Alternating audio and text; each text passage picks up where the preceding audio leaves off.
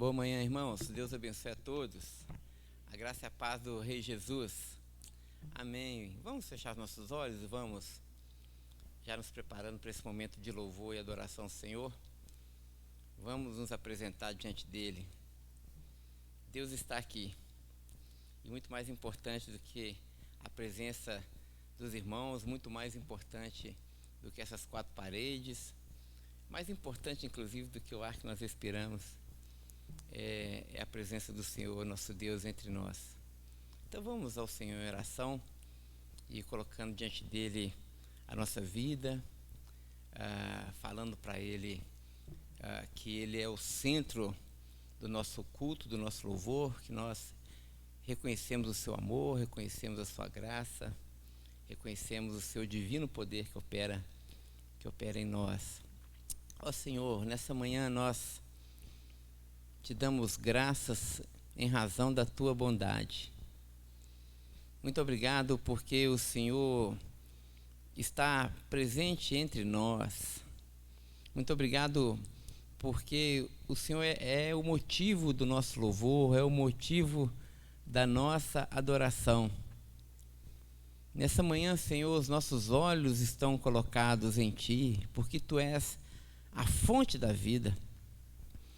Nessa manhã nos apresentamos na Tua presença, Senhor, com o coração aberto, com a mente aberta, na expectativa daquilo que o Senhor irá fazer, na expectativa de ouvir a Sua voz, na expectativa também que o Senhor ouça a nossa voz, por meio das orações, por meio do louvor que vamos te prestar. Ó Deus, nós te suplicamos que o Senhor possa encher esse lugar com a tua própria vida, com a tua presença, Senhor, erradicando do nosso meio todo o ceticismo, toda indolência, toda distração, toda indiferença, Senhor, para que o nosso coração seja tomado de um santo fervor, para que as nossas orações, para que o nosso louvor, para que o nosso culto possa ser a pura expressão daquilo que vai dentro da nossa alma. Senhor Jesus, nós queremos te adorar com a nossa alma nessa manhã. Portanto, ó Deus, que o teu Espírito gere isso em nós, esse desejo, que o teu Espírito possa nos libertar para que possamos ir ao Senhor nessa manhã, Pai. Ó Deus, quebra todo jugo, quebra toda cadeia, quebra tudo aquilo que nos impede de prestarmos um culto em espírito e em verdade. Essa oração que nós te apresentamos, e oramos assim, Pai, por causa do teu Filho e do poder do teu Espírito. Amém, amém, amém, amém. Irmãos, vamos abrir nossas Bíblias. Carta do apóstolo Paulo a Romanos, capítulo 12. Romanos, capítulo 12. Nós vamos ler novamente todo o capítulo de Romanos. Vamos ler esse texto até o nosso último dia de reflexão sobre o Ragu. Então, Romanos capítulo 12, a partir do verso 1, palavras do apóstolo. Portanto, irmãos, suplico-lhes que vocês entreguem o seu corpo a Deus por causa de tudo que Ele fez por vocês, e que seja um sacrifício vivo e santo, do tipo que Deus considera agradável. Essa é a verdadeira forma de vocês adorá-lo. Não imitem o comportamento e os costumes deste mundo, mas deixem que Deus os transforme por meio de uma mudança em seu modo de pensar, a fim de que vocês experimentem a boa, a agradável e a perfeita vontade de Deus para vocês. Com base na graça que recebi, dou a cada um de vocês a seguinte advertência: não se considerem melhores do que realmente vocês são. Antes, sejam honestos em sua autoavaliação, medindo-se de acordo com a fé que Deus nos deu. Da mesma forma que o nosso corpo tem vários membros e cada membro uma função específica, assim também é com o corpo de Cristo.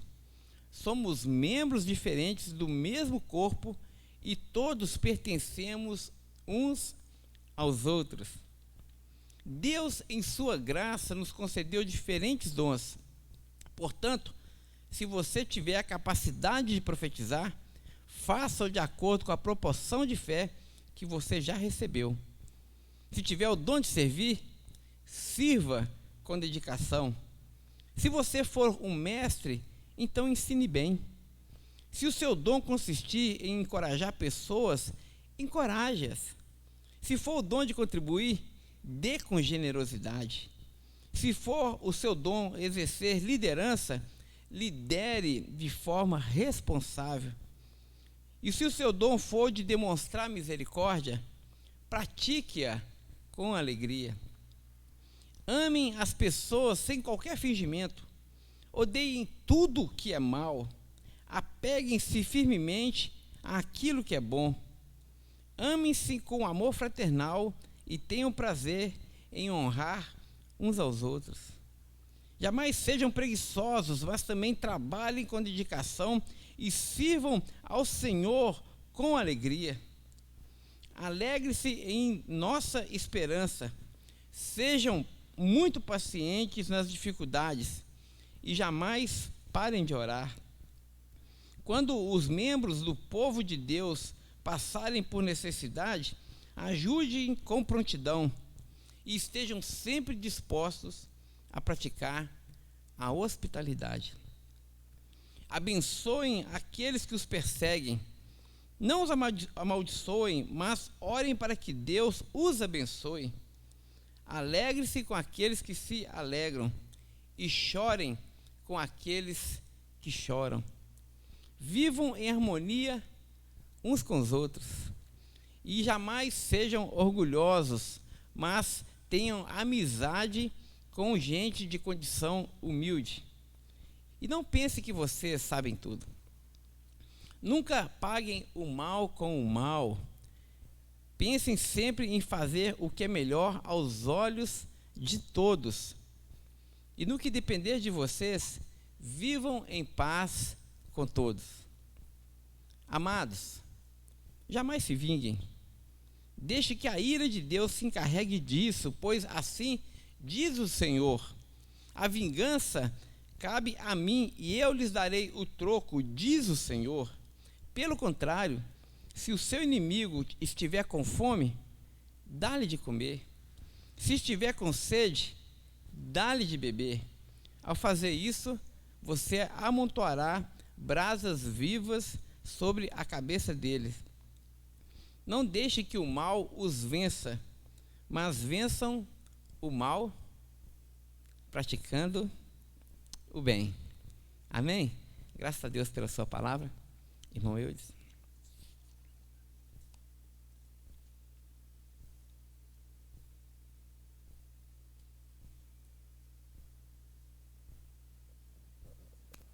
Bom dia, irmãos. É sempre bom demais dar conta estar aqui com vocês. Eu gosto, meu domingo fica vazio demais quando eu não estou na igreja. Eu gosto demais, porque a gente se encontra tão pouco, né? Então vamos lembrar das atividades que a gente vai ter durante a semana. E aliás, algumas até eu vou mencionar até daqui a 15 dias, para que a gente fique atento e possa se organizar para estar presente, tá bem? Então, o grupo de oração continua funcionando, não é isso, Vilmir? Segunda, quarta e sexta. Quando era presencial, era só na quarta. Agora, teve um período que a gente estava toda semana e agora 3 vezes por semana, tá bem? 8 horas da noite. Se você quiser participar, será um prazer enorme. Você pode procurar a Vilminha, aquela pessoa simpática que está ali, ó. Faz um joia assim, olha lá. Tá vendo? E ela te manda o link para você entrar no tempo de oração lá. Segunda, quarta e sexta, às 8 horas da noite. Aqui do meu lado tem uma cesta bonita, tá vendo? Retrô, né? Que está aqui, gente, sempre para nos lembrar da importância da gente continuar com o olhar para o outro. Então, quando você puder ou estiver fazendo compra, passou ali perto das gôndolas, viu algo interessante que pode abençoar nossos irmãos ou algum amigo, por favor, traga alimentos, de preferência não perecíveis, né? e também produtos de higiene e limpeza, porque nós estamos sempre compartilhando, abençoando alguém.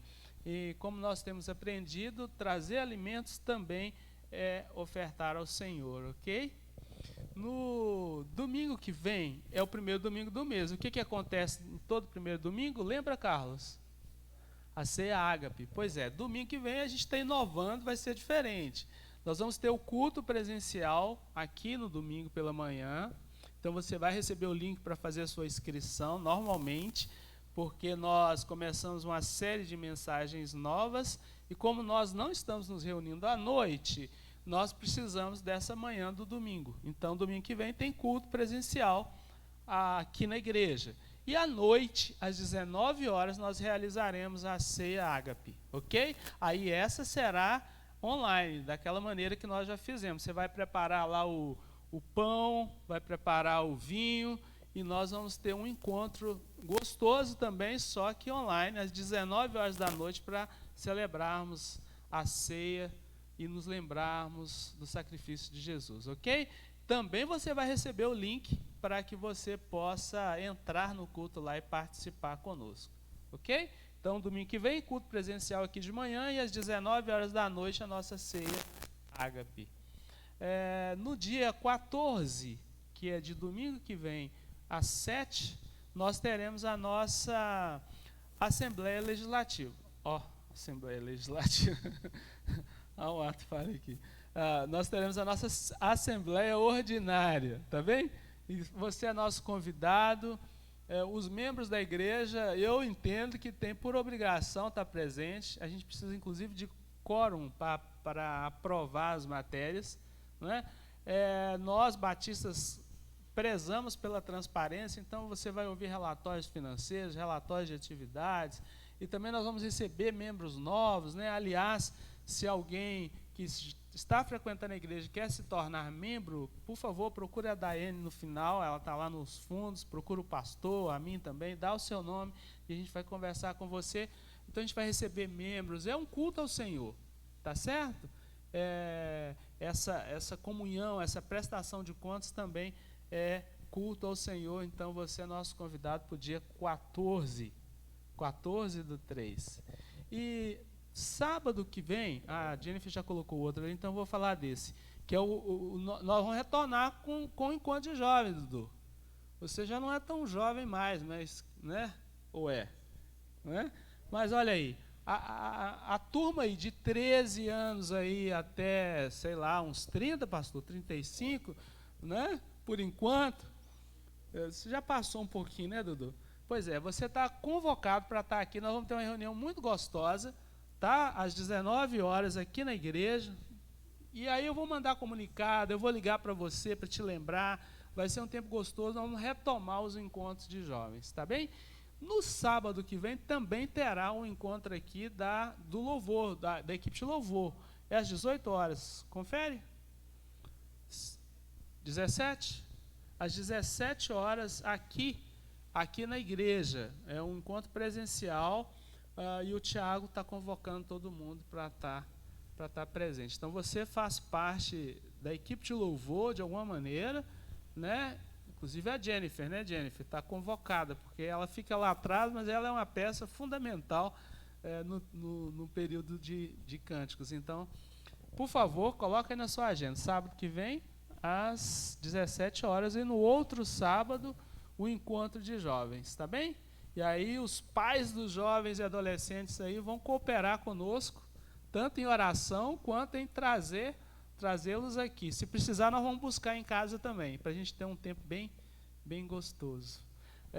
Queremos também agradecer as entregas de dízimos e ofertas, principalmente as pessoas que estão em casa, que não estão podendo vir, mas continuam sendo fiéis ao Senhor na contribuição dos seus dízimos e ofertas. Isso nos ajuda na manutenção da causa, então muito obrigado por isso. Daqui a pouco, no momento de cânticos, nós vamos ter um momento de entrega de dízimos e ofertas, e também vamos agradecer a Deus pelos aniversariantes do mês, não é? Foi domingo, ontem foi aniversário da Suelen e também do Felipe, né? Então, é uma graça de Deus ter esses irmãos conosco. Nós vamos orar. Aí o pessoal do louvor que já pode vir. Nós vamos entoar cânticos ao Senhor. Hoje é com o Dudu e a sua equipe. Não é isso? A equipe e o Dudu. Nós vamos louvar o Senhor e também vamos ter um momento de entrega de dízimos e ofertas.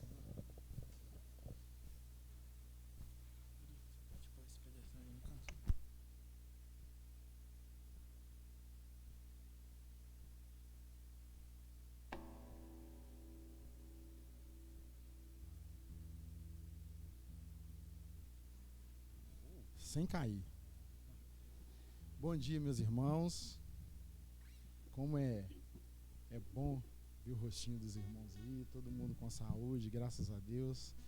Nós agradecemos o nosso Deus por isso. Hoje a gente está numa faceta diferente aqui. Vamos tocar sentadinho. Eu estou inventando moda. Vamos ver se vai dar certo, né? É muito bom estar junto dos irmãos de novo. A gente tem vivido momentos que a gente nunca imaginou que viveríamos, né? Mas eu acho que é desejo do nosso coração que o Senhor renove a cada dia a nossa fé, a nossa confiança nele. A gente muda todos os dias, né? Todos os dias a gente muda, mas a gente tem pedido muito ao Senhor que não nos deixe desacreditar na sua palavra, né? Eu acho que o sentimento é bem esse. Até porque, graças a Deus, nós temos o discernimento e nós temos a tranquilidade de confiar no Deus que deu a vida dele por nós. E nada melhor do que a gente mostrar essa confiança para as pessoas que estão completamente desnorteadas nesse momento. Eu acho que é aí que a nossa atuação fica bem latente, visível e se faz importante.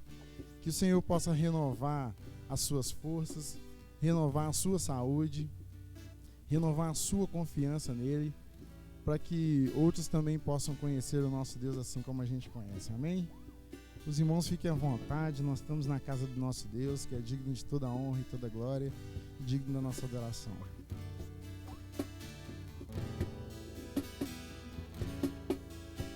Renova-me, Senhor Jesus,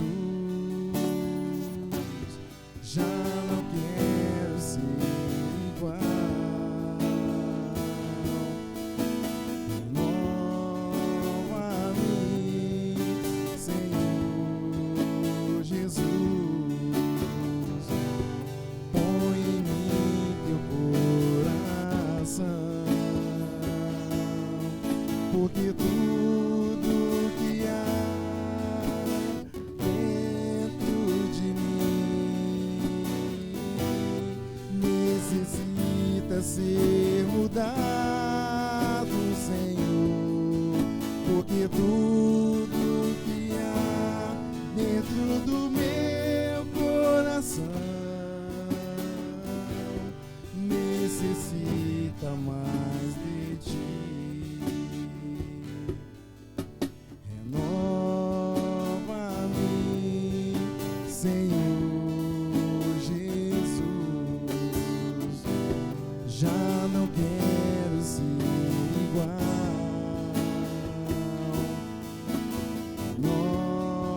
Renova-me, Senhor Jesus, põe em mim teu coração.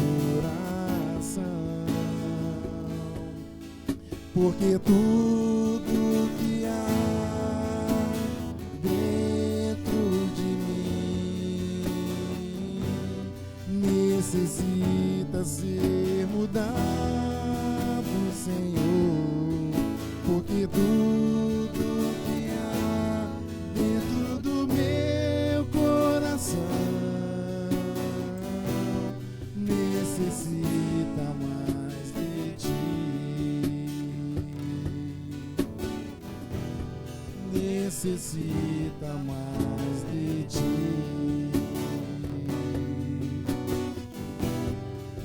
necessita mais de ti.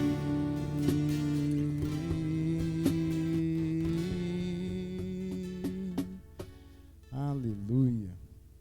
Aleluia. Nós nunca necessitamos tanto mais do nosso Deus, né? Irmãos, nós temos agora o privilégio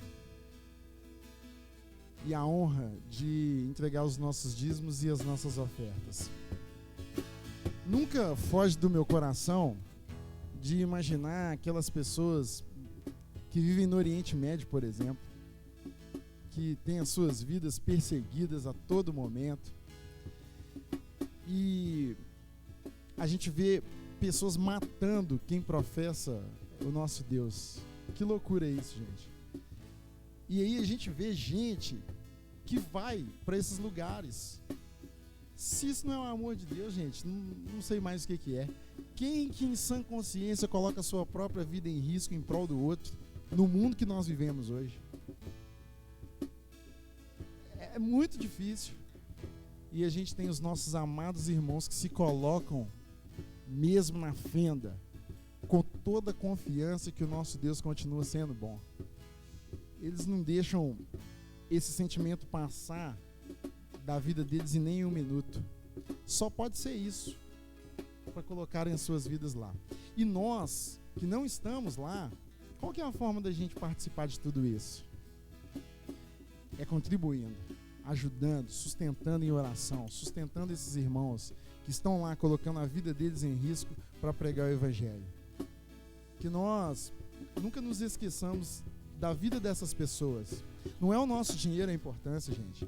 O nosso Deus é o dono do ouro e da prata. Ele quer saber se a gente está comprometido com a obra. É o compromisso com a obra dele. Que o seu coração possa ser grato a todo momento que você vem aqui nesse púlpito ou em qualquer púlpito existente na terra e entrega ali o seu dízimo, a tua oferta, lembrando daquelas pessoas que nunca ouviram falar do nosso Deus. Que seja assim. E que seja um momento que Deus não deixe faltar nada na sua vida. Nós acreditamos muito nisso. Por isso que Ele continua sendo bom. Ele não nos desampara em nenhum momento da nossa vida. Amém? Aleluia, Senhor.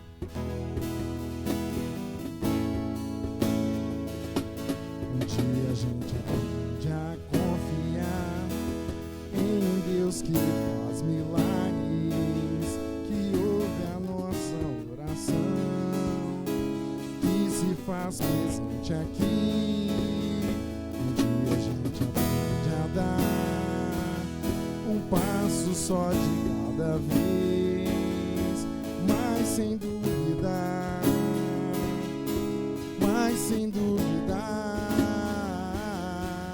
Ele continua sendo bom, Ele continua sendo Deus, Ele continua sendo bom, Ele continua sendo Deus. Oh, oh.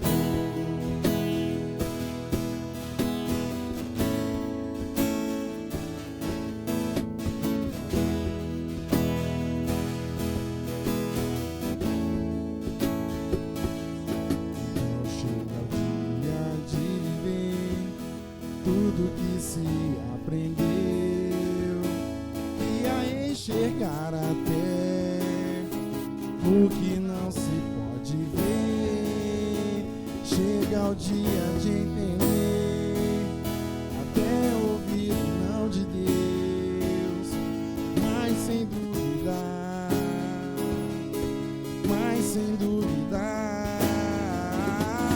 que Ele continua sendo bom, Ele continua sendo Deus, Ele continua sendo bom, Ele continua sendo Deus, Ele continua sendo bom, Ele continua sendo Deus, Ele continua sendo bom, Ele continua sendo Deus.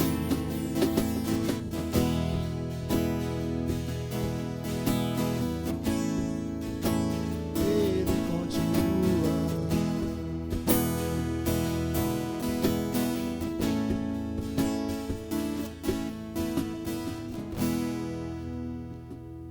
muito obrigado, Deus, pelos dízimos e as ofertas entregues no teu altar, Senhor. Que a tua mão de poder, ó Deus, esteja sobre a humanidade nesse momento, Deus. Nós pedimos ao Senhor, Deus, que o Senhor cuide das nossas vidas, Deus, que o Senhor nos livre desse vírus maldito, Pai. Que o Senhor possa guardar as vidas das pessoas, Deus, principalmente daqueles que ainda não te conhecem, Deus. Que o Senhor possa dar a oportunidade dessas pessoas conhecerem o Senhor assim como nós conhecemos, Deus. Que nós possamos ser atuantes nesse momento, Deus. Que nós possamos levar a paz que esse mundo necessita, Deus. A tua palavra disse que nós seríamos o sal dessa terra, Deus. Em nome de Jesus, que o Senhor faça se cumprir a tua palavra em nossas vidas, Deus. Que nós possamos buscar cada vez mais o centro da tua vontade, Pai. Que a nossa esperança, Deus, ela não se acabe, Deus. Não é aqui, Pai, não é só isso, Deus. Nós temos muito mais para fazer em nome do Senhor, Deus, em nome da tua palavra. Que o Senhor possa usar as nossas vidas conforme a tua vontade, Deus.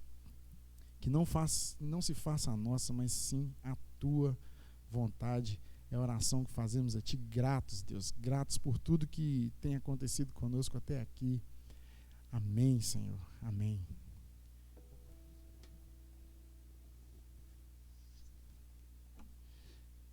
Se vocês quiserem ficar de pé, podem ficar, viu, gente? Fique à vontade. Nosso Deus, a gente vem aqui todo fim de semana para poder exaltar o nome dele. Mas não só aqui.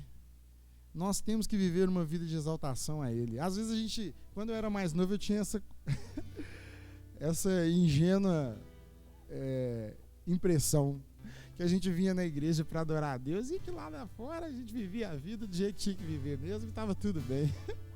Mas Deus é tão misericordioso e tão generoso que ao longo da vida ele vai ensinando para a gente, né? Vai ensinando com as situações, a gente vai vivendo e a gente vai vendo que não é nada daquilo que a gente imaginava, que a gente tem que viver realmente uma vida santa, que a gente tem que viver uma vida dobrados diante dele, que o nome dele é maior do que todo nome. Quando a gente é novo de conversão, eu acho que a gente tem um pouco de dificuldade de entender essa grandeza toda do nosso Deus. E aí ele, com muito carinho, vai tratando a gente e vai mostrando pra gente como é importante, como é um privilégio pra gente. A Bíblia diz que nós não somos dignos nem de falar o nome dele. Como é isso, gente? Que loucura isso, né? Nós devemos exaltar o nosso Deus a cada segundo da nossa vida. Que esse seja o desejo do nosso coração, que nós possamos viver assim, amém?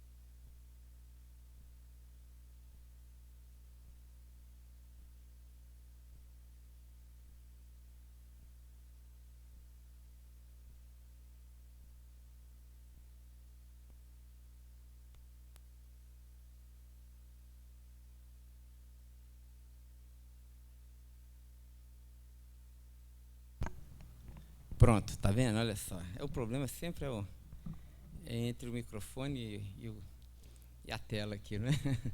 Muito bem, irmãos, graças a Deus. Antes da gente pensar um pouquinho na palavra, nós temos um comunicado muito importante à igreja. No final do ano passado, no final de novembro ali, início de dezembro, a nossa querida irmã Eleni me procurou, nós nos reunimos e ela se expressou dizendo que gostaria de deixar, após 15 anos de serviços prestados, a zeladoria da nossa igreja. Eu ouvi com atenção e, sendo a vontade dela, a gente tem que respeitar. Embora depois eu perguntei para ela umas 2, 3 vezes se ela estava convicta sobre a sua decisão. Ela me disse que sim, e eu perguntei inclusive se ela estava em paz com a igreja, se ela estava em paz com cada um dos membros da igreja. Ela mais uma vez reiterou que estava tranquila, que estava em paz, estava tudo bem. E ela disse que ela gostaria agora de descansar um pouquinho e cuidar um pouco melhor da sua família e se dedicar também aos netos. Ontem mesmo tem uma festa lá para a netinha dela, ou seja, ela quer viver uma nova fase da vida dela. Muito bem, então, anúncio feito, nós cumprimos todas as exigências legais aí, trabalhistas em relação a ela, e hoje é o último dia dela como zeladora da nossa igreja, dia 28 de fevereiro. E eu insisti muito que ela pudesse vir, ela não está vindo por conta da pandemia e tudo mais, mas ela preferiu não estar presente entre nós, mas, de qualquer forma, a gente queria homenageá-la aqui presencialmente, né? Mas, de qualquer forma, nós não deixamos de homenageá-la. E ontem ela recebeu lá um mimo, um carinho muito especial da nossa igreja. Olha só, ontem ela foi visitada lá e levaram para ela esse buquê bonito aí de flores. Eu e o Rony que cultivamos essas flores aqui no jardim aqui da igreja, mais de um ano, né? E olha que buquê lindo, e uma plaquinha também. A plaquinha estava mais ou menos dizendo dos 15 anos que nós temos a gratidão a Deus, né, de tê-la nos servindo, e que nós amamos e estimamos ela muito. E aí está a prova disso, né? Então, eu quero externar aqui publicamente a nossa alegria e a nossa gratidão ao Senhor por ter, durante todo esse tempo, a nossa querida irmã Eleni nos servindo tão bem. Dá aquele nó na garganta, assim, né? O cafezinho, sempre gostoso que ela faz, e a gente sempre, quando eu venho aqui à tarde também, a gente conversa, a gente ora juntos também, e a gente não vai ter mais isso, a gente fica assim, angustiado, mas a gente está sabendo que a nossa irmã está em paz, está numa nova fase, e para a gente isso é um motivo de muita alegria e muita gratidão a Deus. Então, que a Eleni receba aí, com todos os méritos, a nossa homenagem. Eu sei que ela é amada por todos aqui da nossa igreja, não é assim? Eu sei que todo mundo a estima, eu acho que todo mundo também, tenho certeza, aliás, todo mundo recebeu do serviço da Eleni muitas bênçãos do próprio Deus. Então, que o Senhor Deus abençoe, e a quem honra, então que ela seja honrada nesse dia. Bom, irmãos, eu sei que a Eleni não está aqui, mas vamos aplaudir, vamos em forma de agradecer o Senhor por tudo que ela nos fez.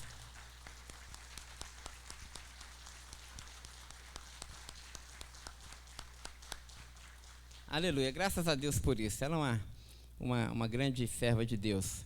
Muito bem, alguém me perguntou assim, pastor, quem vai substituir a Eleni? Eu falei que ninguém substitui ninguém. A Eleni é insubstituível. Mas nós temos um ministério na nossa igreja, que é o ministério da zeladoria, é o ministério do cuidado com a igreja, e a nossa igreja então se reuniu depois da manifestação do desejo da Eleni, e para escolher uma nova zeladora. E a gente fala zeladora porque um dos critérios é que fosse um sexo feminino. Eu acho que porque mulher consegue entender um pouco melhor de limpeza do que homem, eu tenho essa impressão.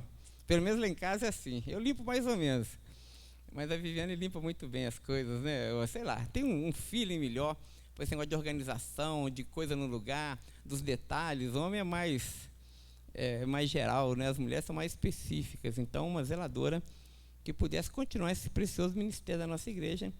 E depois de deliberação e oração, nós fizemos um convite à nossa irmã Daniela, que é filha do irmão Euni e da irmã Ana, que está aqui, e ela prontamente aceitou o convite. Então nós vamos ter agora uma sucessão ministerial importante na nossa igreja. A nossa irmã Eleni nos deixa, vai descansar, e agora a nossa irmã Daniela vai assumir o posto aí nesse ministério. Então eu queria chamar a Dani aqui à frente.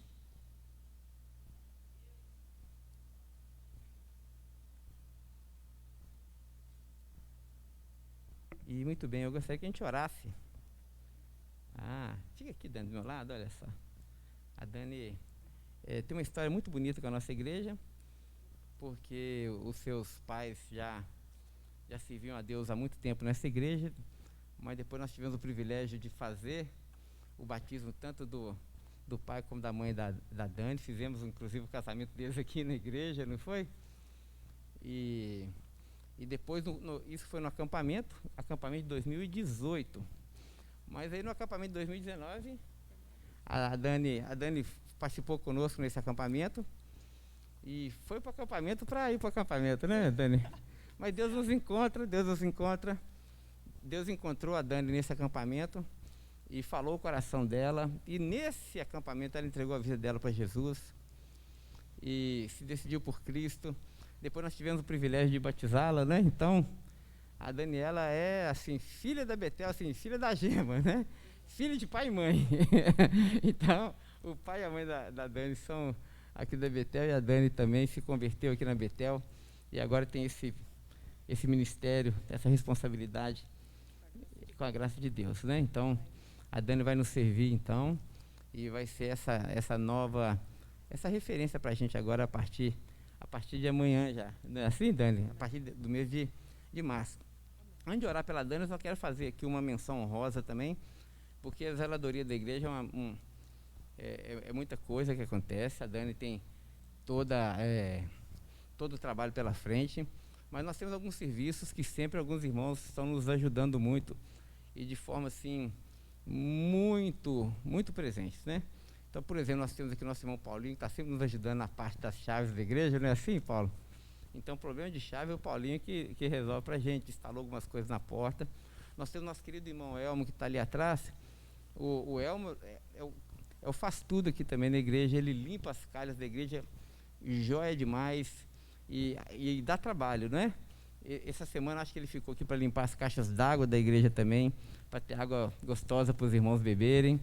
Ele faz alguns pequenos reparos também, então quero também dizer o quão preciosos são esses irmãos e a contribuição que eles têm prestado à nossa igreja também. Deus abençoe a cada um deles. Irmãos, vamos ficar em pé e vamos orar ao Senhor agradecendo pela vida da nossa irmã Eleni, e também vamos abençoar a vida da nossa irmã Daniela. Ó Senhor dos altos céus, nós te damos muitas graças, ó Deus, porque o Senhor tem sido tão bom como nós cantamos, o Senhor continua sendo Deus. Hoje, ó Deus, nosso coração se apresenta diante de Ti com um misto de tristeza e de alegria, Senhor.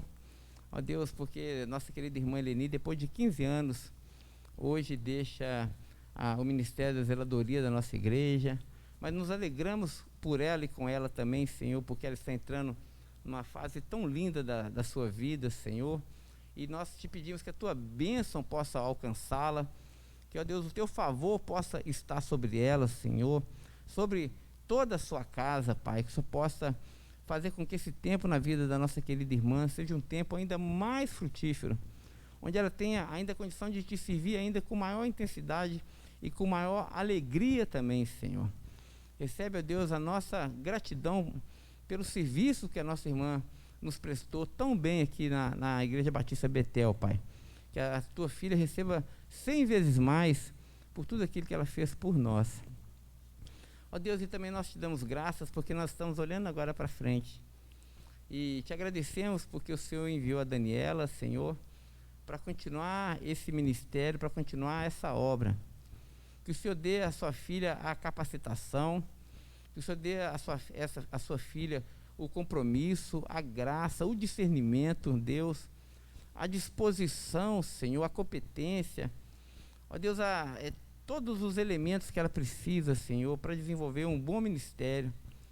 Ó Deus, que realmente através do serviço da tua filha, o teu reino seja engrandecido, as pessoas, ó Deus, possam ser abençoadas, Senhor. Ó Deus, nós prezamos tanto pela hospitalidade, pela generosidade, pelo amor e pela unidade, que por meio do ministério da zeladoria, todas essas virtudes se tornem evidentes na vida da nossa igreja, Senhor. Faça isso, que sobre ela esteja a tua bênção, a tua força e a tua graça, Deus. Recebe a nossa alegria e gratidão mais uma vez. Oramos no nome de Jesus. Amém, amém e amém. Amém, amém. Amém, meus irmãos.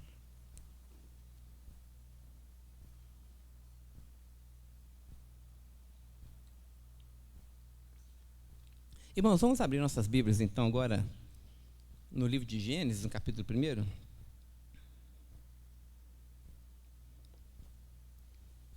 Gênesis capítulo 1.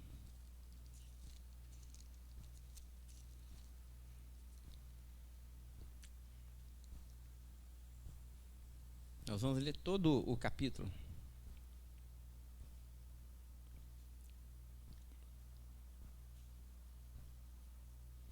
Amém?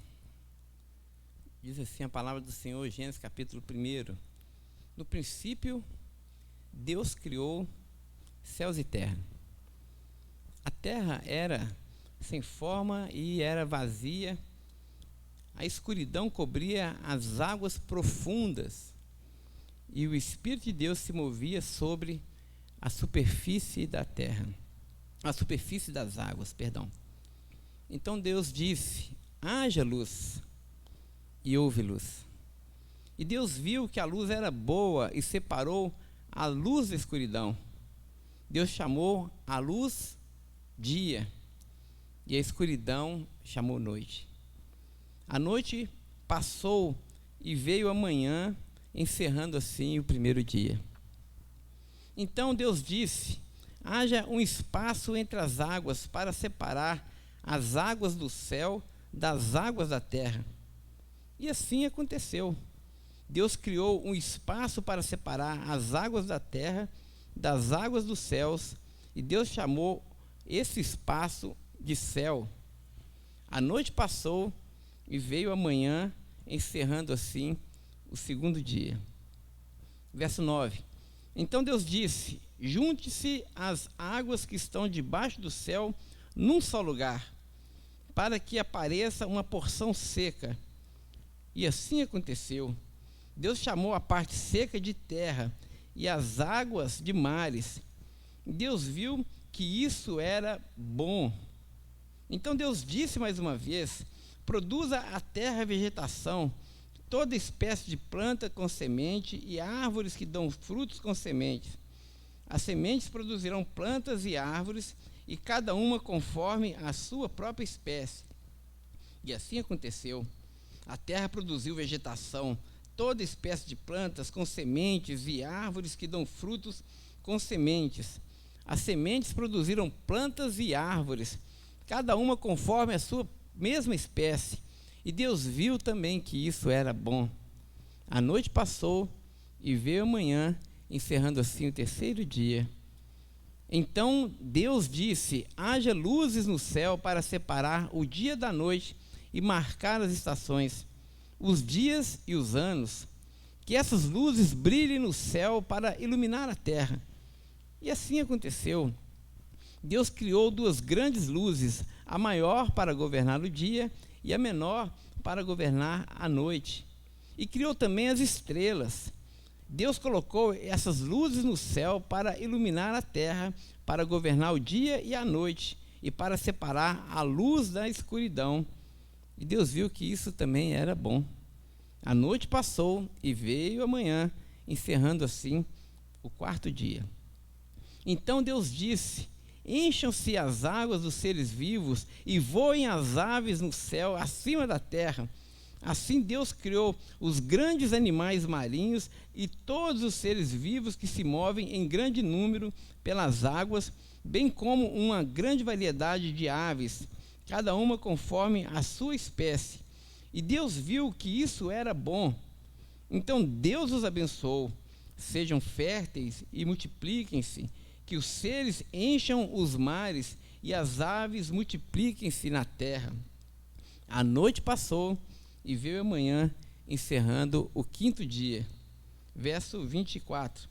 Então Deus disse: produza a terra grande variedade de animais, cada um conforme a sua espécie, animais domésticos, animais que rastejam pelo chão e também os animais selvagens. E assim aconteceu. Deus criou grande variedade de animais selvagens, animais domésticos e animais que rastejam pelo chão, cada um conforme a sua espécie. E Deus viu que também isso era bom. Então Deus disse, verso 26, façamos o ser humano à nossa imagem, e também ele será semelhante a nós. Ele dominará sobre os peixes do mar, sobre as aves do céu, sobre os animais domésticos, sobre todos os animais selvagens da terra e sobre os animais que rastejam pelo chão. Assim Deus criou os seres humanos à sua própria imagem. A imagem de Deus os criou, homem e mulher os criou. Então Deus os abençoou e disse: sejam férteis e multipliquem-se, encham e governem a terra, dominem sobre os peixes do mar, sobre as aves dos céus e sobre todos os animais que rastejam pelo chão. Então Deus disse: vejam, eu lhes dou todas as plantas como sementes e toda a terra e todas as árvores frutíferas para que sirvam de alimento. E dou todas as plantas verdes como alimento a todos os seres vivos, aos animais selvagens, às aves do céu e aos animais que rastejam pelo chão. E assim aconteceu. Então Deus olhou para tudo o que havia feito e viu que era muito bom. A noite passou e veio a manhã, encerrando assim o 6º dia. Amém? Ó Senhor, mais uma vez nós te damos graças por essa palavra. Te pedimos a tua iluminação, que o mesmo Espírito que inspirou Moisés nessas santas letras possa também nos inspirar, Senhor. Dá-nos, portanto, ouvidos atentos, uma mente inquiridora e um coração como um terreno fértil, para que a tua palavra possa cair nele e produzir muito fruto para a sua própria glória. É a oração que te fazemos, Pai, por Jesus Cristo. Amém. Amém, irmãos. Nós iniciamos na semana passada uma série de reflexões a partir do texto aqui de Gênesis, capítulo 1, capítulo 2, capítulo 3. E a nossa intenção é, nessa nossa caminhada, que se iniciou na semana passada e vamos ter ainda mais 5 encontros, que a gente mentalize, que a gente consiga trazer a nossa proposta do Ragu bem para dentro de nós, como se fosse mesmo uma segunda pele, não é? Então, só relembrando alguns pontos que falamos na semana passada, nós vimos aqui já, caminhando na nossa introdução no livro de Gênesis, nós vimos que o autor foi Moisés. Moisés escreveu esse texto quando ele estava ali no deserto com o povo de Israel, na sua peregrinação. E Moisés escreveu esse texto com uma intenção teológica muito, muito importante para nós, que era defender a fé do povo de Israel face aos ídolos e às outras cosmovisões ou cosmogonias pagãs que existiam naquele tempo, tanto a egípcia como também a babilônica. Nós vimos isso na semana passada, não é? E agora nós queremos apresentar um contraponto, já que nós falamos que Moisés queria defender a fé do povo judeu diante das cosmogonias rivais ou pagãs. A nossa missão hoje, nosso desafio hoje é mostrar em que a nossa fé, em que a nossa cosmovisão, ou em que a nossa visão de mundo, maneira de explicar o mundo, é superior à cosmogonia tanto dos egípcios como dos babilônicos. Muito bem, mas antes da gente entrar propriamente no texto, eu queria fazer aqui algumas considerações. Primeiro, eu gostaria que a gente tivesse em mente algumas perguntas que são fundamentais para todo ser humano. E as perguntas básicas, os filósofos vão dizer isso, né? Que devem mover a nossa existência humana são essas, né? Quem sou eu? De onde eu vim? O que eu estou fazendo aqui? E para onde eu estou indo? Ou seja, a vida faz sentido? Faz sentido, querendo dizer assim, ela tem significado, ela tem tutano, ela vale a pena ser vivida? Ou então ela faz sentido, ou seja, ela está indo para algum lugar? E que sentido é esse? Que direção é essa que a vida me leva? Existe uma história para além da nossa história? Existe um propósito muito maior, muito mais elevado do que o meu propósito tupiniquim próprio? Existe algo, uma metanarrativa, algo que eu devo olhar e enxergar a grandiosidade da minha existência e da existência das pessoas à minha volta? Muito bem, que horas são, não é? Também no nosso calendário. O Andrew White vai dizer que essa pergunta é fundamental, né? Que horas são? Ou seja, eu consigo ler os tempos? Que tempo é esse que a gente está vivendo? Será que a gente consegue viver nesse mundo sabendo que tempo é esse, que história é essa que está sendo construída dentro debaixo dos nossos olhos? Debaixo dos nossos narizes, né? Assim é a expressão mais correta? Nós conseguimos discernir isso? Irmãos, essas perguntas, embora elas sejam assim, muito, muito próprias e muito importantes, é impressionante ver que muitas pessoas não se debruçam sobre elas. E isso por pura preguiça mental, eu diria. Porque acha que pensar dá muito trabalho. Então prefere viver a vida como a vida se apresenta, não é assim? Vou deixar a vida me levar para onde ela quiser. E vive uma vida extremamente instintual, assim, como os animais mesmo vivem. Então acorda de manhã, e aí dá vontade de comer, o que faz? Come.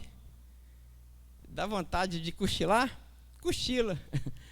Dá vontade de tomar banho? Toma banho. Dá vontade de dormir de novo? Dorme de novo. Ou seja, não reflete sobre a natureza das coisas. Apenas faz aquilo que está diante dele para fazer, sem qualquer reflexão. Simplesmente vai deixando com que a vida se torne uma sucessiva cadeia de acontecimentos mais esvaziada de qualquer significado. Outros não perguntam pelo sentido da vida, porque acham que já encontraram o sentido da vida. E se contentam, inclusive, também por pura preguiça mental, com respostas muito pequenas e muito reducionistas da nossa realidade. Por exemplo, há pessoas que acham que o sentido da vida está no trabalho. Então, o que ele faz? Ele se torna um homem produtivo.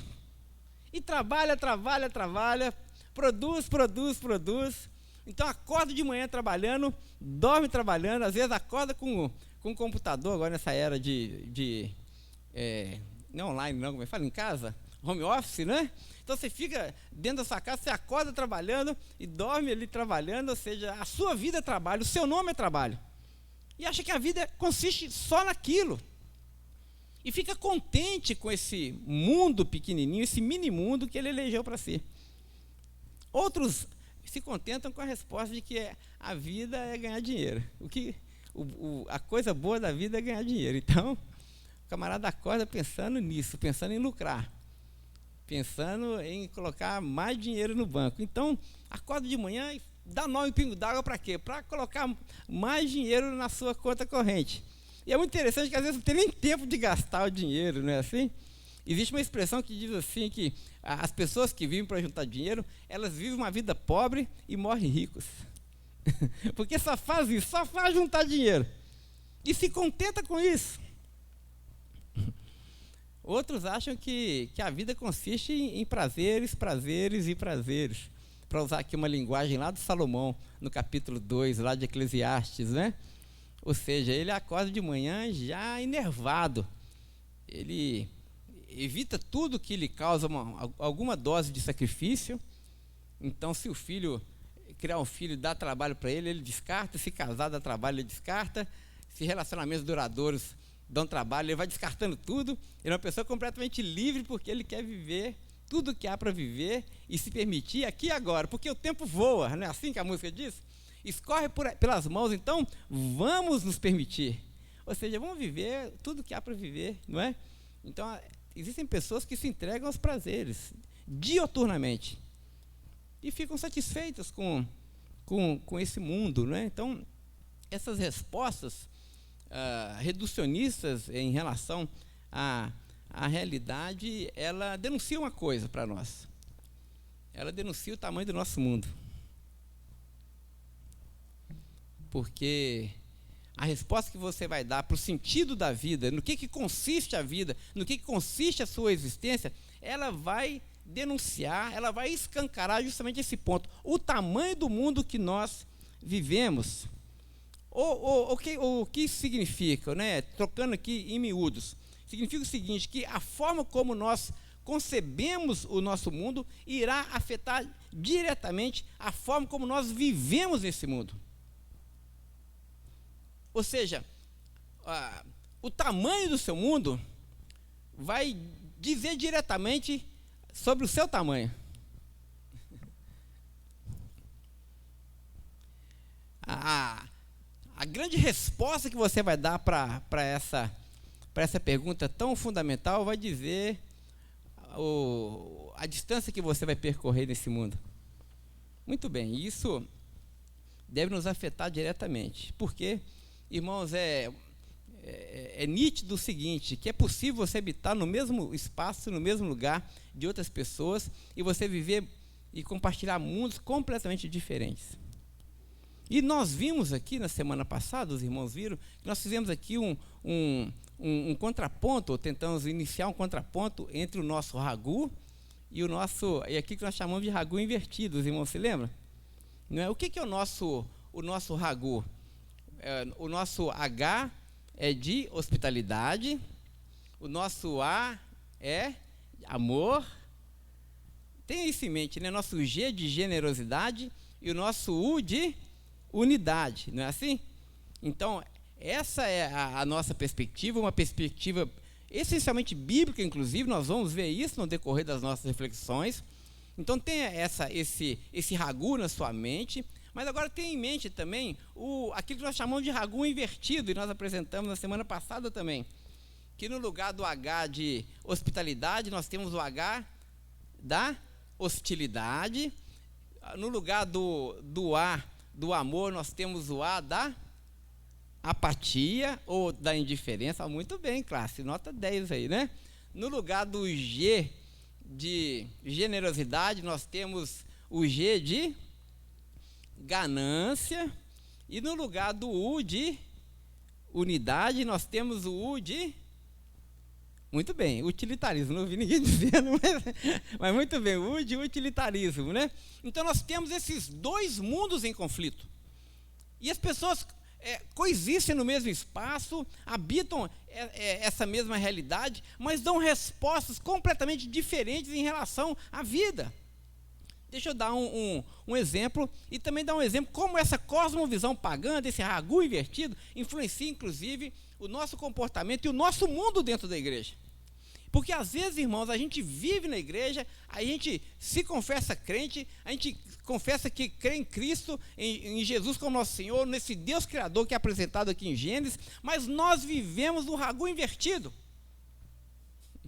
Nós vivemos dentro de uma cosmovisão pagã. Porque uma coisa é você balançar a cabeça quando eu falo hospitalidade, generosidade, amor e tal, e você assentir com a cabeça e falar, isso mesmo. Mas outra coisa completamente diferente é a forma como nós nos comportamos. Vou dar um exemplo. Exemplos hipotéticos, tá bom?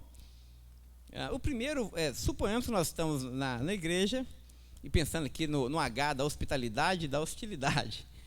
E aí, no Ministério de Jovens, nós vamos começar o Ministério de Jovens agora, retomado no dia 13, né? No Ministério de Jovens chega ali uma nova jovem para a igreja, muito bonita, solteira, não é? E tudo mais. E os rapazes, evidentemente, né, vão ficar, mas que menina bonita, né? Assim. A questão é como as irmãs vão tratar essa nova visitante. Eu vivi muito isso na minha juventude, na minha adolescência, né? Isso não acontece aqui na Betel, tá certo? Mas isso acontece muito por aí. E aí, como as irmãs vão tratar essa nova visitante? Muito bem, se a gente estiver vivendo de fato, de forma coerente com o Evangelho, a gente vai tratar de forma hospitaleira. Vai enturmar a menina, não é?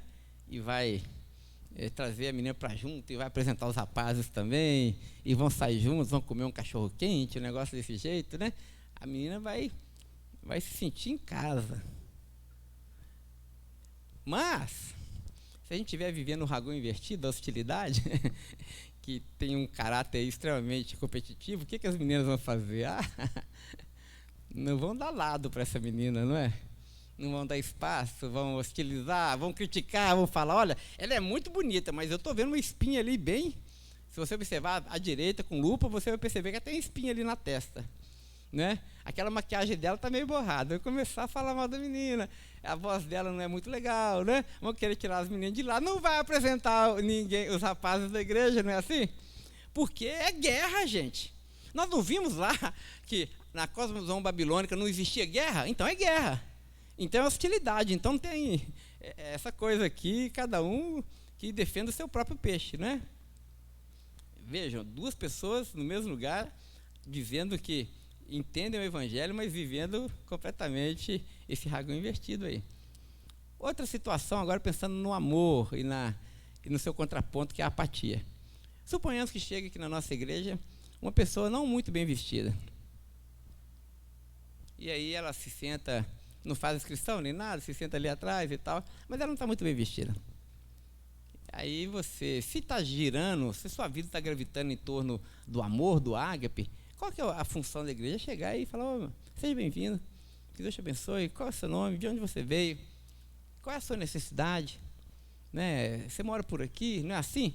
Essa ideia do ágape de Deus que abraça todo mundo. Deus ama a todos, gente. E muito interessante, nos evangelhos existe algo em Jesus que me chamava a atenção. Jesus via as pessoas. Vendo Jesus, pode ver em Lucas, isso é muito presente. Vendo Jesus, Jesus via o necessitado.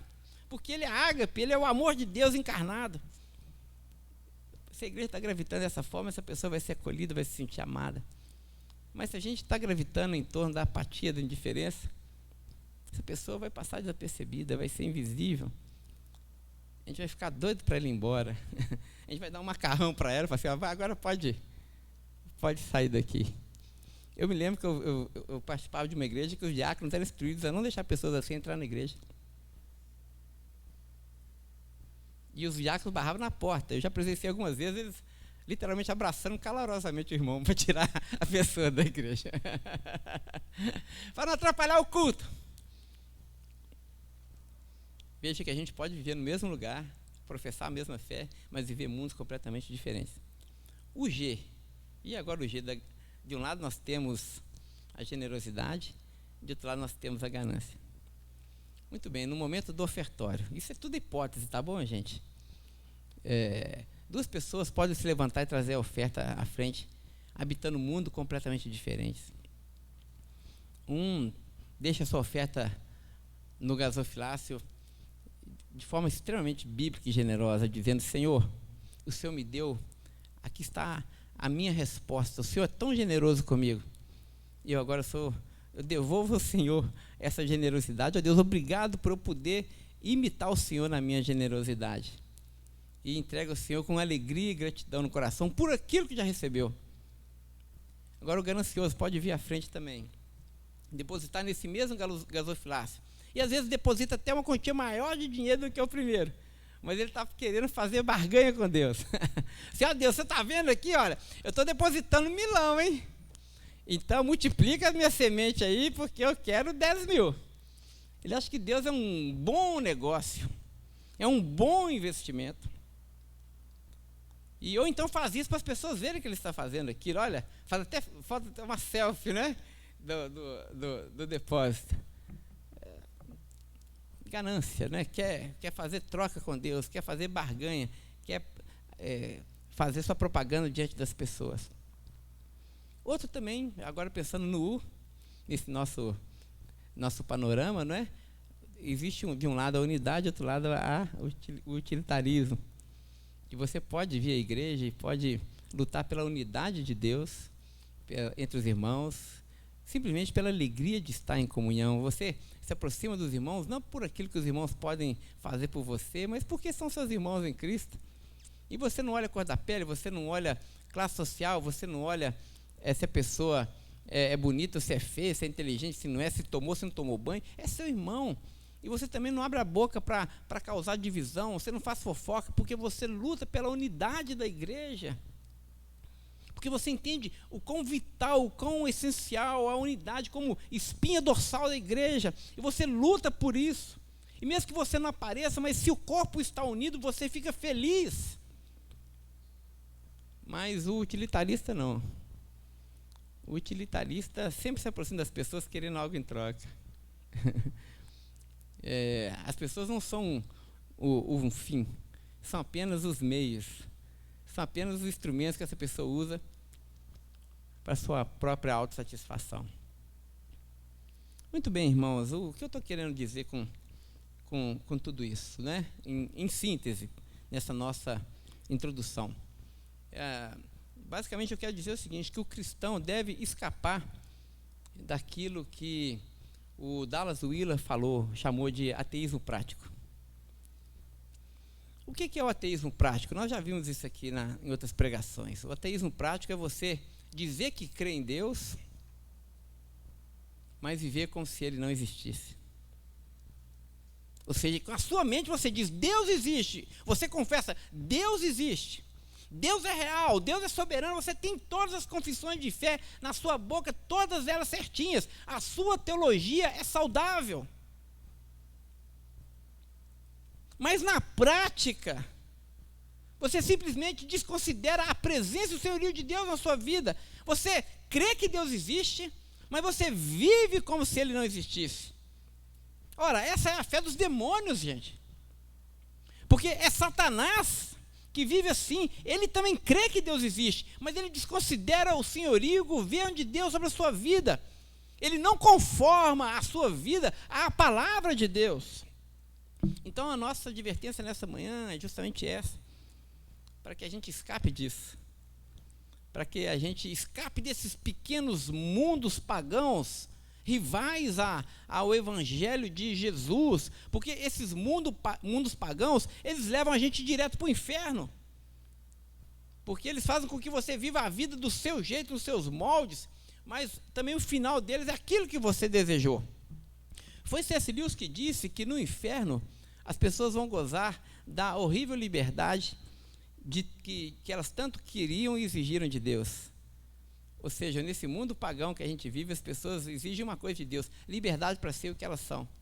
E elas não se submetem à vontade de Deus. O lugar delas é no inferno, porque lá elas vão gozar dessa horrível liberdade que elas tanto exigiram que Deus desse a elas. Muito bem, o cristão ele deve fugir disso tudo, porque ele deve habitar o mundo de Deus. E o mundo de Deus é muito maior, muito mais sublime do que esses mini-mundos, esses mundos reducionistas que a gente tentou apresentar aqui nessa manhã. Então, o nosso convite aqui, irmãos, para a nossa série de reflexões, agora entrando mesmo em Gênesis capítulo 1, é que a gente perceba o mundo à nossa volta, faça uma autocrítica da nossa vida cristã, veja, não apenas da nossa teologia cristã, mas da nossa prática cristã, para que a gente faça uma autocrítica dela, para que a gente discirna em quais mundos nós realmente estamos vivendo, se esse mundo é pagão ou se é cristão, e, se necessário for, a gente se converter e entrar nas águas do Evangelho e habitar o mundo do Evangelho de Deus. Muito bem, antes da gente entrar, mais uma imagem, a gente vai para Gênesis. Imagine nessa nossa caminhada, nessa nossa trilha, imagine que você deseja conhecer o mar, tá certo? Quem já conhece o mar aqui? Deixa eu ver. Olha que coisa boa.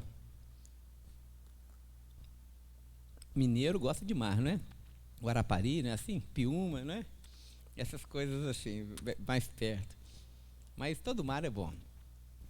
E imagine que você um dia você queira conhecer o mar. Muito bem, você vai para a praia, mas existem várias maneiras de você dizer que você conhece o mar.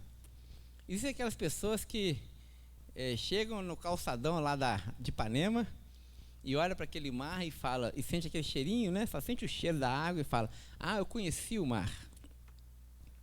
E se dá por satisfeito. Mas existe aquela outra pessoa que fala: não, para eu conhecer o mar, eu tenho que colocar meu traje de banho, passar meu protetor solar, pegar frango com farofa, não é assim? Me lambuzar na areia, não é? O mineiro faz muito isso, né, Raquel? A Raquel riu que ela, né?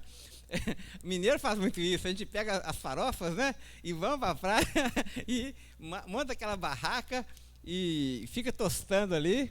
Depois se aventura e entra um pouquinho no mar e molha o pé, água gelada e tal. Aí você fala assim: eu conheci o mar.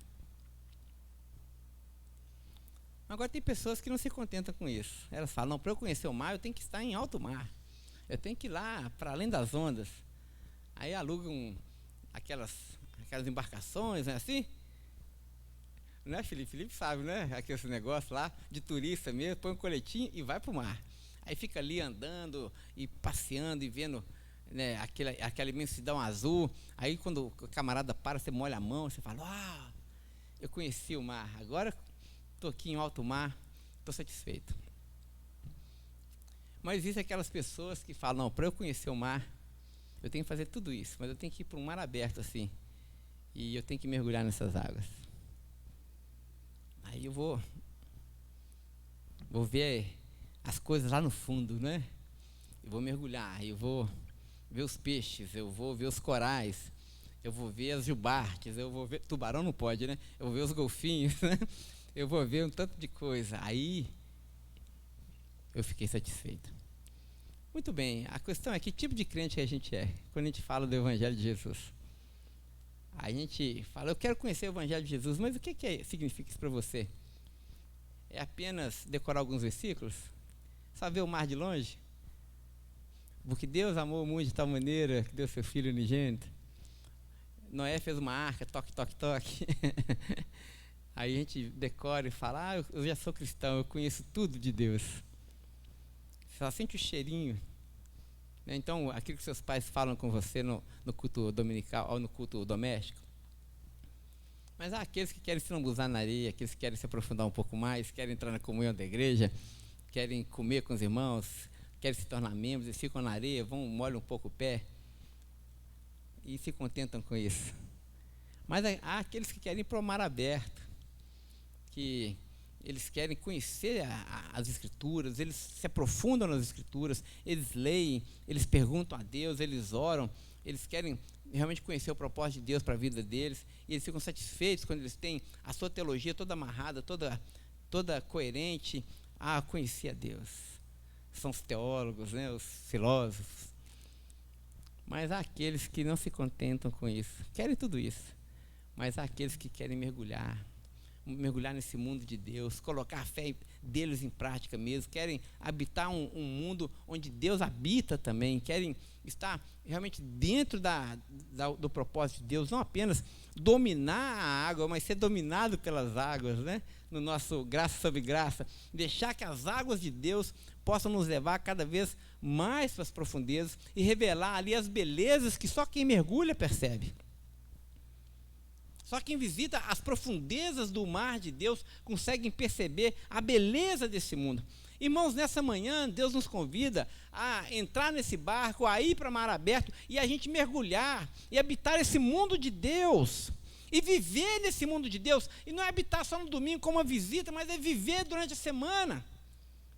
E perceber que esse mundo criado pelo Senhor nosso Deus, ele é belo, ele faz sentido, ele tem significado. E é com isso na nossa mente que nós vamos agora mergulhar no texto de Gênesis, nesses 5 próximos encontros, e deixar que essa palavra de fato encha a nossa mente, penetre o nosso coração, mas também deixar que a gente mergulhe nessa palavra e viva essa narrativa de Deus para nós. E o convite é justamente esse, né? Vamos mergulhar nisso aí? Vamos lá? Nós vamos começar hoje e vamos caminhar aí bastante. Então, Gênesis capítulo 1, verso 1, depois dessa longa introdução, mas o nosso sermão é um sermão continuado, a gente para aqui e continua semana que vem, tá certo? Os irmãos vão embora daqui a pouquinho, pode ficar tranquilo. Então, Gênesis 1, verso 1, mas com essa mentalidade de conhecer esse mundo de Deus, Moisés começa o seu texto dizendo: no princípio, criou Deus os céus e a terra. E a terra era sem forma e vazia, havia trevas sobre a face do abismo. E o Espírito de Deus se movia sobre a superfície das águas. A primeira coisa que esse texto nos diz é que toda boa teologia, toda boa cosmogonia, ou seja, forma de explicar o mundo, deve começar com Deus. Isso já tira o homem do centro, gente. Moisés aqui não está falando do ser humano em primeiro lugar, está falando de Deus. Porque o nosso mundo tem que girar em torno de Deus, não é em torno da criação de Deus. Então isso aqui já é uma resposta, inclusive, para aqueles mundos reducionistas que a gente fala que habita. Seja o dinheiro, seja o trabalho, seja o que for, esses mundos são pequenos demais. Moisés começa com essa grande visão que nós temos que ter do nosso Criador.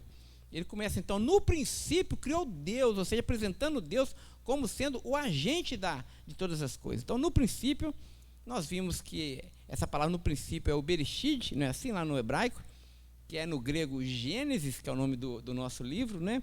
Ou seja, nas fontes de todas as coisas, nas origens de todas as coisas. Deus não estava apenas presente nas origens, mas Ele é o próprio causador das origens.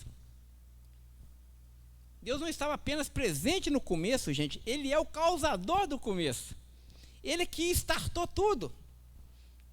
Ele é que planejou tudo. Então Deus estava presente como aquele que starta então toda a existência humana, toda a realidade à nossa volta. Ele é o causador. Então ele estava no princípio, e o texto vai dizer que quem estava no princípio? Deus. E essa palavra Deus aqui é importante para a gente, vamos gastar um tempinho com ela, que é no texto aqui o Elohim, não é assim? Bereshit bara Elohim, não é? Então, Elohim aqui no hebraico. E vale a pena a gente perceber que no capítulo 2 de Gênesis, por exemplo, quando Moisés vai falar sobre Deus, ele usa uma outra palavra, que é o tetagrama lá, o YHWH, que é o nosso Javé, ou Iavé, ou então Jeová. Alguns falam assim, a gente canta umas músicas Jeová, não é? É desse tetagrama lá, que aparece pela primeira vez em Gênesis capítulo 2. Ou seja, quando Moisés fala do Deus Criador, ao mesmo tempo que ele diz que ele se chama Elohim, no capítulo 1, ele vai se referir a esse mesmo Deus Criador no capítulo 2, como sendo o Iavé, o Jeová. E isso é muito interessante, porque como que os rabinos interpretavam isso? E nós estamos falando aqui da fonte da criação, do Deus que criou todas as coisas. Os rabinos vão dizer o seguinte, que a ideia do Iavé, ou melhor, a ideia do Elohim está ligada às leis fundamentais da natureza, ou à ordem da natureza. Então, Elohim, ou Elohim, ele comunica ordem à sua criação. Ou seja, a criação de Deus, ela é ordenada e ela faz sentido. Essa é a ideia do Elohim criador. Mas a ideia do tetagrama, ou do Jeová, comunica uma noção de unidade e amor. Olha que coisa interessante. Então, qual que é a natureza do Deus que criou os céus e a terra? Isso é importante para nós, porque é da natureza do Criador que deriva a nossa natureza também. Quem é esse que estava no princípio? Ao mesmo tempo, segundo as Escrituras, Ele é o Deus que organiza todas as coisas, Ele é organizado, Ele tem propósito, Ele tem princípio, Ele sabe onde Ele vai chegar. Então, essa ideia da organização, mas essa organização não é uma organização árida. Por exemplo, o Albert Einstein, que criou lá a lei conheceu lá a teoria da relatividade, por exemplo, né? Que é a ideia de que ele percebeu, ele ficou triste quando percebeu isso, mas ele percebeu que o mundo tinha um início. Alguém startou o início no mundo, o universo nunca foi eterno. Einstein queria o universo eterno, mas não achou um universo que teve um início. Então ele vai ter que conceber aí a ideia de Deus. Mas só que vai dizer o seguinte: de fato Deus existe, é inegável que ele existe. Tem que ter algo que é não causado para criar todas as coisas, para trazer o mundo à existência. Só que ele vai dizer o seguinte: o meu Deus é o Deus de um filósofo da época dele lá, conhecido, que era o Spinoza, que é um filósofo que dizia que o Deus que criou todas as coisas, ele é um Deus impessoal. É uma inteligência pura, por exemplo, algo assim. Mas o que o texto das Escrituras está dizendo é que o nosso Deus não é nada disso. Ele tem uma ordem, ele tem uma organização, ele tem a ideia aqui do Elohim, essa ideia de propósito. E não apenas isso, segundo Moisés, o Deus que criou todas as coisas, é um Deus também que comunica a sua criação unidade e amor. Ou seja, o nosso Criador tem propósito, tem unidade e também tem amor. Vamos dar uma olhadinha para o nosso ragu aqui. A unidade e amor está ali, não está? Olha que coisa interessante, né? Ou seja, o Criador de todas as coisas, ele produz ou criou o mundo a partir desse seu próprio caráter, dessa sua própria natureza, que é um Deus de propósito, um Deus de unidade e um Deus de amor. Ou seja, nessa ideia, pensando lá também na cosmogonia babilônica, nós vimos que os deuses, o que eles fazem? Eles imprimem na sua criação a sua própria natureza, não é assim? Nós vimos que na ideia babilônica, o mundo foi criado a partir da violência, do derramamento de sangue, não foi? Dos conflitos, né? Então, os deuses imprimiram isso na sua criação, ou seja, esse mundo, então, é criado a partir da violência, dos conflitos e da escravidão. É assim que os seres humanos, então, vivem, reproduzindo a imagem desse Deus. Mas agora, a imagem do Deus cristão, ou do Deus de Israel, a gente pode falar também do Deus cristão hoje, né? Portanto, essa ideia da organização, da ordem, ou seja, existe um propósito na existência, no nosso mundo, e esse mundo também é regido pelas leis do amor e da unidade. Deus criou os céus e a terra, o texto diz. No princípio criou Deus céus e terra, ou seja, as coisas visíveis e as invisíveis foram criadas por Ele, não é? Então, tanto o mundo espiritual, as criaturas angelicais, como também os seres humanos, as plantas, tudo que você pode enxergar, tanto as coisas materiais como imateriais, foram criadas por Ele, ou seja, nada existe fora de Deus. Nada existe fora de Deus. Porém, nada se confunde com Deus. A ideia da criação é interessante, porque a ideia da criação a partir do nada, a gente vai chamar de ex nihilo, não é assim?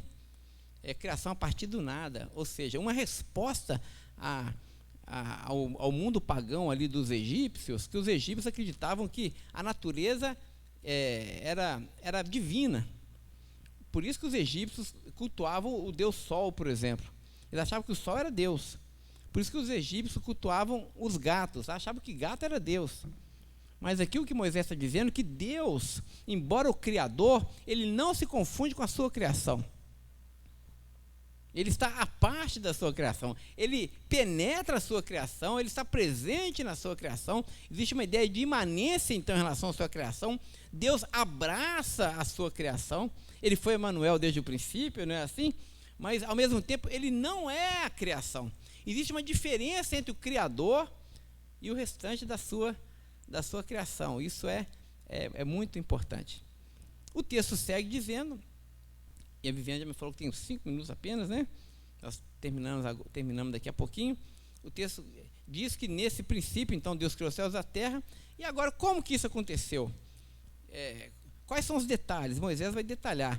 No começo, a terra estava era sem forma e vazia, e havia trevas sobre a face do abismo, e o Espírito de Deus pairava sobre as águas. Então, a terra sem forma e vazia, traz essa ideia de caos absoluto. Então, como é que Deus criou? Deus criou a partir do caos. Primeiro ele formou um caos para depois daí trazer ordem, não é? As palavras hebraicas lá, turavu, que é uma ideia de barulho ensurdecedor. É como se fosse uma espécie de onomatopeia. Você sabe o que é onomatopeia? Isso aqui, ó. Já viu o Batman? Pam! Sabe aquele negócio? Aqueles sons? Essa palavra traduz justamente isso, mas como se fosse barulhos estrondosos, relâmpagos estrondosos, raios estrondosos, ou seja, um caos terrível, uma fúria terrível. Deus criou algo furioso, a gente pode dizer assim. Antes de organizar, as coisas eram completamente caóticas mesmo. Mas quem é que criou tudo isso? Quem fundou o caos? Deus. A terra, porém, era sem forma e vazia, havia trevas e escuridão sobre a face do grande abismo, ou seja, um ambiente completamente amedrontador.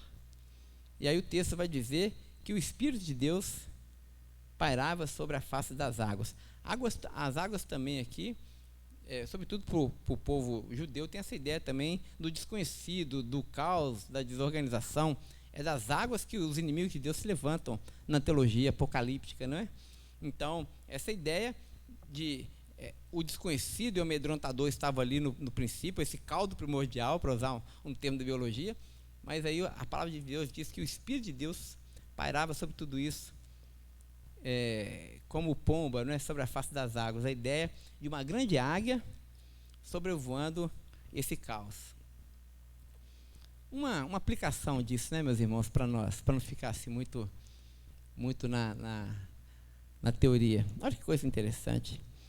Num ambiente de caos, de completa desordem, num ambiente completamente amedrontador, trevas, relâmpagos, ameaças terríveis, a palavra do Senhor diz que, apesar disso tudo, existia um pairar de Deus sobre tudo isso. Se a gente for pensar que essa ave que pairava sobre a face das águas fosse uma pomba, pensando lá no relato dos evangelhos, quando a palavra do Senhor diz que o Espírito de Deus desceu sobre Jesus, né? Esse símbolo da nova criação, como forma de pomba, imaginando que essa ave que paira aqui sobre o caos é uma pomba, dá uma sensação, um contraste interessante, de medo, terror, apavoramento, com paz. Porque, irmãos, agora uma aplicação, né? Porque, irmãos, muitas vezes a nossa vida está assim, precisando ser recriada por Deus ou criada por Deus, gestada por Deus. E às vezes Deus permite o caos, né? Deus permite a desordem. Lutero vai dizer assim que Deus reduz a nada as pessoas para que do nada ele possa produzir vida, não é? Às vezes Deus permite o caos, Deus permite os transtornos amedrontadores, Deus permite os relâmpagos, Deus permite os barulhos ensurdecedores, as trevas profundas, e nos mergulha nessas trevas. Mas a gente não pode perder de perspectiva que as asas bondosas do Deus Criador estão sobre tudo isso. E nele há paz, nele há serenidade, porque ele sabe onde isso vai levar. Deus não ficou preocupado com aqueles barulhos, porque ele sabia onde tudo aquilo ia levar, porque ele ia falar. E é justamente isso que o texto diz, que do meio da escuridão, do meio do caos, do meio das trevas, o que aconteceu? A palavra do Senhor diz, e disse Deus. Ou seja, Deus fala do meio do nosso caos, gente. Esse mundo caótico, amedrontador, seja o que for, lá no Gênesis, ou então na Gênesis da sua existência, olha, Deus não se preocupa com isso, Deus não se amedronta com isso, Ele fala no meio do caos. Ou seja, assim como a criação esperou Deus falar, e não sei quanto tempo demorou isso, talvez bilhões de anos, né? Você que é criatura, espere Deus falar no meio do seu caos. Ele vai falar. E Ele vai dizer, haja luz, né? Ilumine, que as trevas se afugentem, que haja ordem. E aí as coisas vão acontecendo, Muito bem, irmãos. Amém? Vamos ficar por aqui hoje. Semana que vem a gente retoma desse ponto. Nós vamos ver a sobre a música da criação. Depois nós vamos, no próximo encontro também, com a graça de Deus, entrar na questão da antropologia bíblica, né? O lugar do homem nessa criação de Deus. Mas vamos fechar nossos olhos e vamos orar. Aproveite esse momento para pedir ao Senhor que te abençoe, que visite você aí na sua necessidade, que também fale o seu coração e que nos ajude a compreender a vontade dEle e esse mundo que Ele nos fez habitar. Mesmo no caos, Deus está conosco. Ele fala. E quando Ele fala, esse mundo obedece. Ó Deus, muito obrigado. Obrigado mais uma vez por essa palavra.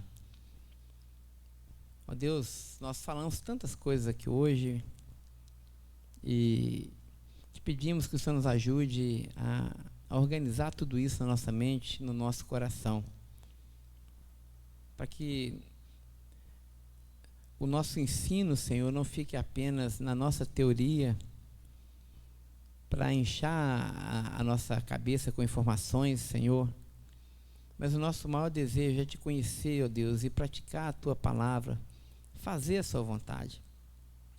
Nos ajuda, Senhor, a entender o Seu amor por nós, expresso aqui já em Gênesis, ó Deus, para que por meio dessa compreensão a nossa vida possa radicalmente ser mudada, possamos entrar no processo de metanoia, de mudança da nossa mente, do nosso comportamento, a partir da nossa visão sobre o Senhor e sobre a Sua criação. Ó Deus, abençoa cada um dos meus irmãos nessa semana que se inicia. Pedimos a Tua bênção sobre nós, que o Senhor estenda sobre nós o Teu favor, a Tua graça, a Tua misericórdia. Aqueles que precisam de ouvir o haja luz, que aconteça isso, que eles sejam iluminados, que eles ouçam a Sua voz, que o caos ao redor deles possa ser transformado, ó Deus, em propósito, que eles possam perceber o Seu divino poder e amor por trás de tudo isso, ó Deus. Faça isso. E assim que a graça do Senhor Jesus, o amor de Deus, o nosso bondoso Pai, e as doces consolações do Seu Santo Espírito, seja com todo o Seu povo, espalhado por toda a terra, hoje e até o último dia. Amém, amém e amém. Irmãos, semana abençoada a todos, um forte abraço. Não vai embora sem dar aí uns cumprimentos aí, umas cotoveladinhas. E até o próximo encontro, se Deus assim permitir. Amém.